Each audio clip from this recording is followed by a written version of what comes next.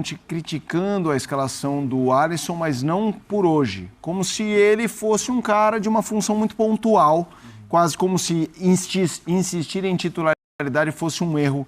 Vocês concordam nisso? E vendo outras peças, porque daí eu trago um outro. Eu tomo muito cuidado para avaliações muito rápidas com estrangeiros. Rapaziada, bora para mais um vídeo aí. Derrota do São Paulo. São Paulo perdeu pro Cruzeiro aí lá no Independência por 1 a 0, né, cara? Cruzeiro que não deu nenhum chute no gol, isso mesmo, nenhum chute no gol. Zero defesa do Rafael aí, mas acabaram vencendo aí com um gol contra que o Rafinha fez no início do jogo. O time todo desligado mais uma vez, né? Mas enfim, vamos estar acompanhando o pós-jogo, o debate desse jogo do São Paulo. Derrota aí, vamos ver o que os comentários vocês falaram aí, tá? Se tá chegando agora, se inscreve, ativa o sino, deixa o like que é muito importante.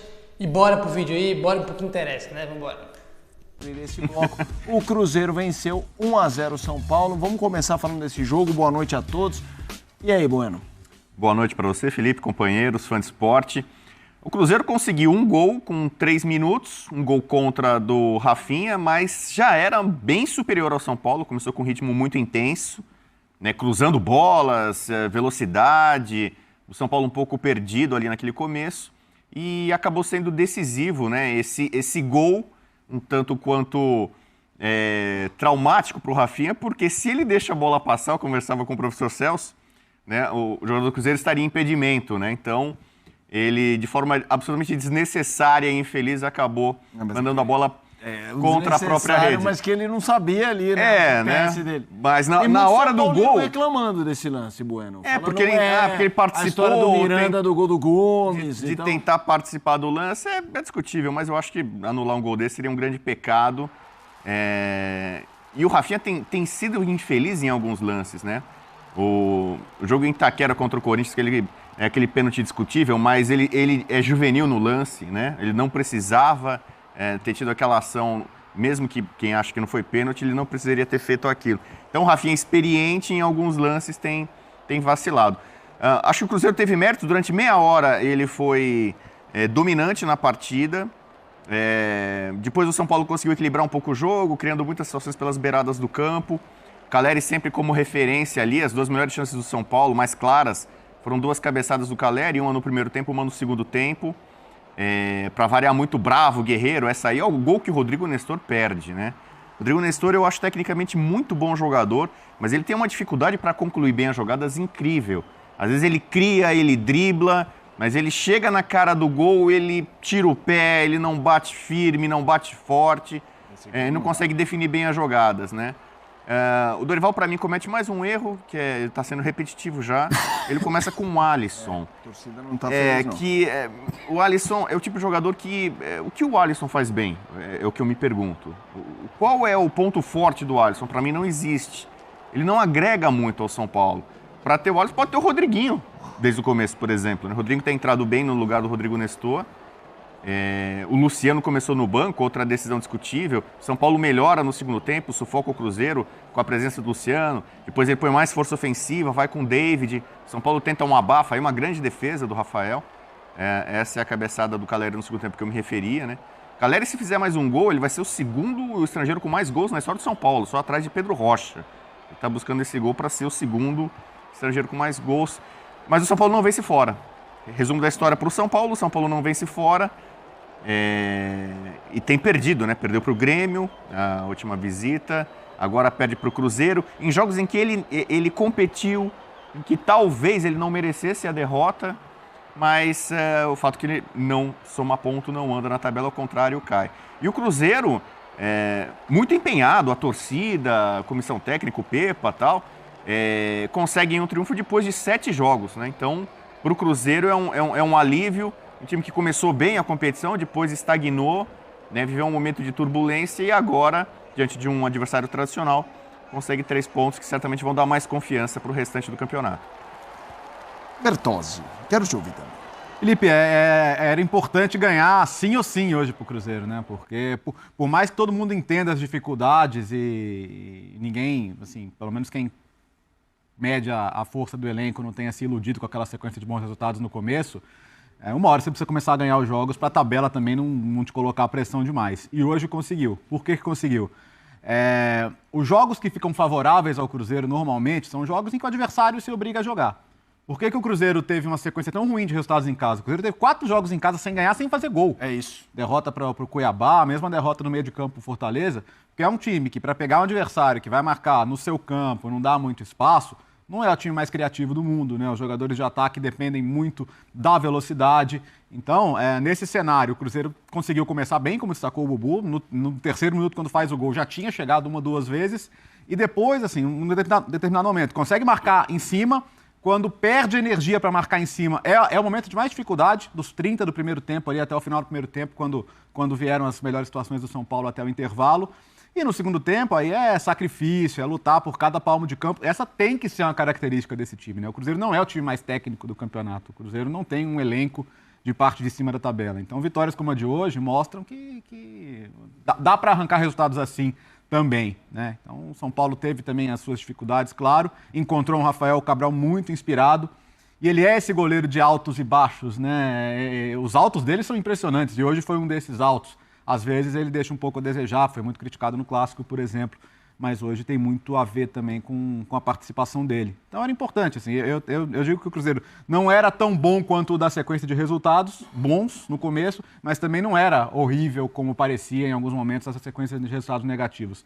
É um campeonato para ser encarado, jogo a jogo, ponto a ponto, sem colocar grandes objetivos na mesa por enquanto, mas o resultado de hoje ele é muito importante porque tira um pouquinho dessa pressão, né? Boa noite, Birner. Tudo bem, Mota? Tudo bem. Boa noite a você, professor Celso Muzelti. Bom estar contigo de novo, ao Rodrigo Bueno, ao Léo Bertozzi, as fãs do esporte. É um jogo muito mal jogado por ambas as equipes, né? Eu vou na linha do que disse o Bertozzi, importante era ganhar, o resultado era essencial para ambas as equipes e o Cruzeiro foi quem conseguiu. O Cruzeiro fez um gol. O São Paulo fez um gol para o Cruzeiro, porque o Cruzeiro não finalizou no gol do São Paulo. O São Paulo não fez nenhuma defesa, o jogo inteiro. 0 bolas em direção ao gol do São Paulo. Nenhuma vez, repito, o Cruzeiro conseguiu chutar no gol do São Paulo, porque o Cruzeiro é um time com bastante dificuldade de criação, não é porque o São Paulo marcou tão bem assim. E quando o São Paulo não tem a sua construção por dentro, que tem dependido muito desde que o Dorival chegou, do Gabriel Neves, que estava suspenso, e do Luciano, que começou no banco, o São Paulo força o jogo muito mais pelos lados. E o São Paulo, pelos lados, ele é um time também com bastante fragilidade de construção. Então, quando o São Paulo oferece, obviamente não de maneira intencional, é uma maneira que eu estou colocando a situação, um gol ao Cruzeiro no começo do jogo, e permite ao Cruzeiro jogar se defendendo, e isso o Cruzeiro faz muito melhor do que construir, apesar de também não ser uma defesa tão forte assim como a gente está vendo nesse lance, o São Paulo dá ao Cruzeiro a chance de ganhar. O Cruzeiro entrou na área do São Paulo para finalizar uma vez no jogo inteiro. Não finalizou nenhuma vez na direção do gol e ganhou por 1-0, e é o que importa no futebol. Agora, se eu for pensar no futuro da equipe no campeonato, é preciso melhorar. Hoje é dia de festa para o Cruzeirense, o São Paulo não lamenta, o São Paulo teve alguns bons momentos no jogo anterior, quando volta da pandemia e ganha o Atlético Paranaense, mas sofreu bastante. Sofreu mais do que... Da pausa FIFA. Depois, quando volta para a paralisação, o São Paulo jogou melhor, o São Paulo sofreu mais contra o Atlético Paranaense quando ganhou no último jogo do que sofreu hoje contra o Cruzeiro, né? Porque o Atlético Paranaense é um time mais forte que o time do Cruzeiro. Então, eu acho que o importante é o resultado, o torcedor tem que comemorar. Agora, o desempenho do Cruzeiro foi um desempenho, para mim, no máximo mediano, e o do São Paulo abaixo disso. E aí, professor Unzelt? Tudo bem, Felipe, companheiros, fãs do esporte? Eu gostei do primeiro tempo, achei o primeiro Também tempo achei o primeiro tempo movimentado. legal. O segundo foi duro, hein? Duro de engolir, a gente fica O Cruzeiro torcendo, marcou melhor, né? fica torcendo para não ter acréscimo, né? E olha que deveria ter tido até mais acréscimo. Mas, enfim, são dois times imperfeitos, como imperfeitos são a maioria dos clubes desse campeonato, né? Tanto que no dia de vitória do Cruzeiro, a gente levantou alguns pontos aqui, e tem outros a levantar, essa falta de apetite do ataque do Cruzeiro, um ataque que tem Gilberto, um ataque que tem o ceifador ali se revezando e tem uma inapetência para fazer gol, que é uma coisa impressionante. Eu gostei, inclusive, hoje mais dos méritos defensivos do Cruzeiro. O Cruzeiro começa bem, a blitz dá certo, não por linhas tortas, mas pelo pé do adversário. E depois o time foi muito competente na tarefa do mantenha a distância, né? Manteve o São Paulo à distância do gol, à exceção dos dois lances do Caleri, fim do primeiro tempo, começo do segundo. Não por acaso, porque como o Vitor lembrou, hoje o São Paulo forçava mesmo a jogada pelos lados. No segundo tempo até tinha mais gente na área, no primeiro só tinha o Caleri para receber esse tipo de jogada. E eu, sinceramente, acho que nada justifica o Luciano não entrar jogando no São Paulo. Até para a escolha ser do Alisson ali por dentro, né? Que, de fato, foi difícil Não explicar. Não refresca. Você pode... muita gente aí vai falar em rede social, mas também o Luciano não é sempre que pega. Mas diante do que o São Paulo tem, o Luciano tem que ser um titular absoluto desse time. Menção honrosa ao trabalho do Pepa, né? A gente tem falado aí de alguns times nesse campeonato brasileiro em que os técnicos não podem fazer milagre. Eu não digo que ele esteja fazendo milagre, mas ele faz mais do que promete esse elenco que ele tem em mãos. Ele teve um difícil trabalho de retomada daquele momento pessolano e ele consegue isso. Lembrando que 7 jogos sem vitória no câmbio do futebol brasileiro significa um mês. O Cruzeiro não vencia há um mês. Essa era a prioridade hoje. Agora, em termos de desempenho, nós temos aí 2 times que precisam melhorar muito nessa competição. Uma pergunta, vocês citaram alguns, acho que o Bueno, os professor, a história do Luciano fora, do Alisson titular, a gente tem a pergunta na tela sobre a escalação. Eu vou fazer até essa pergunta de um jeito mais amplo, que eu já vi na hashtag muita gente criticando a escalação do Alisson, mas não por hoje. Como se ele fosse um cara de uma função muito pontual, quase como se insistir em titularidade fosse um erro. Vocês concordam nisso? E vendo outras peças, porque daí eu trago um outro. Eu tomo muito cuidado para avaliações muito rápidas com estrangeiros. Acho que o começo do Jackson Mendes não é bom, mas o do Gabriel Neves não era, e hoje a gente está debatendo como ele é fundamental. Cada um... Eu sei que o torcedor adoraria que põe a camisa, joga e vira uau, o máximo. E alguns são assim, mas outros sofrem, e acho que desistir de jogadores é complicado, embora eu esperasse mais no começo do Mendes aqui. Então, Mendes foi titular por uma necessidade, o Alisson por opção. Queria que vocês falassem dos dois e à vontade sobre o São Paulo, a escalação e tudo mais. Começando contigo aí, Bertozzi. Bom, eu acho que eu até gostei de alguns jogos do Mendes no começo, tá? Depois achei que ele deu uma caída. Tinha muita expectativa também sobre a situação do Luan, e o Luan eu acho que tá numa decepção muito grande em relação a ele, né? Mas eu tô de acordo com o Birner. Hoje não tem muita discussão. Estando bem, apto, o Gabriel joga.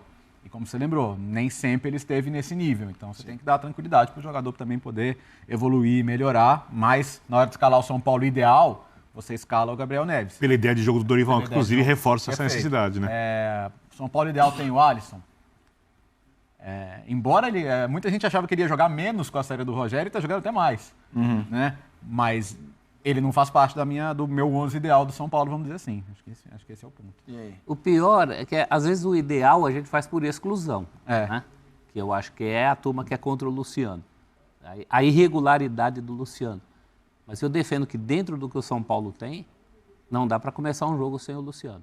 E mais, não é que o Dorival errou. Talvez pior do que errar, ele fez isso conscientemente. Ele foi perguntado sobre isso. Ele tinha um plano em relação ao Luciano. Foi claramente, havia uma dúvida sobre a questão física. Isso é uma questão. Mas o Dorival falou que a questão não era física. Tá. Ele, inclusive, falou que a questão era técnica. Tenho para mim que ela é mais tática do que técnica. Né? Porque, tecnicamente, nesse elenco do São Paulo, em que não há jogador que se destaque, claramente esse é um problema do São Paulo, do Cruzeiro, do Corinthians, de qualquer time que vocês falarem aqui, à exceção do Palmeiras e do Flamengo e do Galo, você vai ter essa questão de poucos jogadores que decidem. Né? O Luciano, dentro da realidade do São Paulo hoje, é um jogador para começar jogando nesse time que o Léo chamou de ideal. Eu não vejo outra. E mais, né? O caso Alisson, já que você pediu também um comentário sobre Alisson, ele não justificou, ele não tem pagado. Ele não tem se pagado, a não ser aquela coisa dos olhos do treinador, né? A gente sabe que tem muito disso, tem jogador que não é sucesso de crítica, não é sucesso de bilheteria, mas é sucesso com o jogador. Acho que o caso mais cabeludo disso é o Márcio Araújo, lembra o Márcio Araújo, volante? Sim. Que ele tem mais de 200 jogos com 3 camisas importantes do Brasil. Sim. Flamengo, Atlético Mineiro e Palmeiras. E ele era mal amado por todas as torcidas. talvez o Dorival esteja enxergando no Alisson algo que nenhum de nós enxerga. Então, mas aí que tá. Eu me lembro no São Paulo, o Maicon, volante, que depois fez uma trajetória boa no Grêmio, ele era muito questionado, Bueno, no São Paulo, mas pegando a frase que você fez na abertura do programa, o que ele faz bem sobre o Alisson, o Maicon havia o que você apontasse que ele fazia bem. Passava bem a bola. Exato, ele girava a bola e tudo mais. Eu entendo esse seu ponto, assim, do Alisson. E entendo o torcedor que está colocando dessa forma. Então, a situação é a seguinte, o São Paulo teve 3 derrotas recentes em que eu acho que o Dorival escalou mal. O pior jogo do Dorival no São Paulo foi contra o Grêmio, e ele meio que faz um meia-culpa porque ele tenta espelhar o Grêmio e ali ele joga o São Paulo com 3 zagueiros. O São Paulo vinha bem defensivamente com linha de 4, ele põe o São Paulo com 3 zagueiros e coloca o Alan Franco, que não tem ido bem, desde que chegou não correspondeu ao São Paulo. E além disso, ele colocou o Alisson de titular, colocou o Raí Ramos, né, que foi uma contratação também muito discutível que o São Paulo fez. Então ali o Dorival, eu diria que sabotou o São Paulo no primeiro tempo. Aí é aquela velha discussão, poxa, mas ele mexeu bem na segunda etapa, né? Quando o técnico normalmente escala mal, ele meio que forçosamente vai mexer no segundo tempo e o time melhora, né? Porque ele não foi bem no primeiro tempo. Contra o Palmeiras, ele também começou o jogo com o Alisson. Rodrigo Nestor começou no banco de reservas daquela partida. E é um jogo grande, clássico e tal. Também, para mim, ele não foi bem na formação inicial e, consequentemente, o time no segundo tempo meio que deu uma pequena reagida, uma melhora. Então tem sido uma coisa sistemática, não é uma coisa pontual desse jogo. Em derrotas recentes do São Paulo, acho que o Dorival não tem feito a melhor escolha de início. Eu não tenho nada contra o Alisson, que, pelo que a gente sabe de informações, ele teve problemas pessoais no começo do ano, por isso ele ficou muito tempo sem jogar.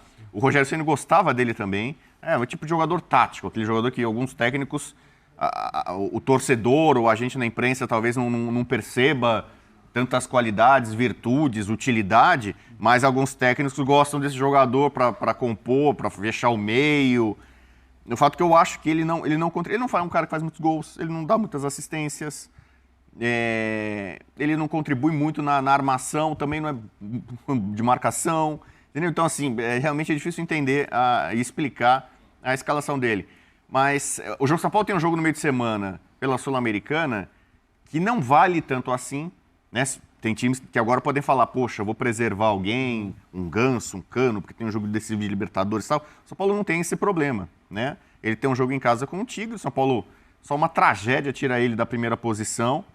O São Paulo tenta vencer para ter a melhor classificação geral, tem uma chance, tá brigando com o Nils por isso. Mas assim, não é aquele jogo futuro, vamos preservar, cuidado, Luciano e tal, não era para isso, né? Então, o Dorival, acho que ele precisa repensar algumas coisinhas, não é? O trabalho dele ainda é satisfatório. São Paulo, para mim, ainda tem um padrão de jogo muito parecido com o do Ceni. São Paulo é um time que tem volume, que produz, que tem posse de bola. Quase sempre o São Paulo tem mais bola que o adversário. Roda, tem paciência, circula tal, mas não fere, não causa dano. São Paulo tem uma dificuldade de fazer gol. Assim, São Paulo até vence algumas partidas, mas você sabe, é um certo sofrimento. Então, é muito controle, e o Rogério Ceni, para mim, como técnico, era muito isso. A preocupação dele é ter o controle. Controle do jogo, a posse, circulação de bola tal, mas na hora ali da área, da infiltração, da penetração, do lance final, a coisa não acontece. Eu acho que isso, de certa forma, continua com o Dorival. Ele não melhorou tanto o São Paulo como algumas pessoas no começo acharam que tinha melhorado. Mais um motivo para não mexer no Luciano. Porque eu acho que essa questão está casada. Eu não sou contra o jogador tático, o jogador que ajuda, mas ele precisa ajudar alguém. Né? Quando você faz mudança, que pega lá o sofá, não pode todo mundo ajudar. Alguém tem que pegar o grosso do sofá, senão não vai subir. Né? E no atual time do São Paulo, a gente está falando isso, um time que não fere, aí você abre mão do Luciano. Há casos de utilidade de jogador tático em que ele se encaixa no time não ocupando o lugar de ninguém. Né? Então, se em 11 você tem um jogador tático ajudando, isso é ótimo. Mas eu acho que nesse caso específico ele está ocupando o lugar de um atacante que não é dos mais regulares. O Dorival está destacando o desempenho. Antes da partida contra o Furacão no Morumbi, perguntaram para ele, poxa, mas o time vem de derrota, né? Não sei o quê, Grêmio, Palmeiras. O time está caindo, né? Tá perdendo ritmo, embalo. E ele falou, não, curiosamente perdemos os jogos, mas o nosso desempenho melhorou. Na cabeça do Dorival, o São Paulo jogou melhor contra o Grêmio, contra o Palmeiras, e possivelmente ele vai ter uma opinião parecida no jogo de hoje. Mesmo o São Paulo tendo perdido o jogo, ele está entendendo que o time está em evolução, está produzindo, está performando, como está na moda dizer.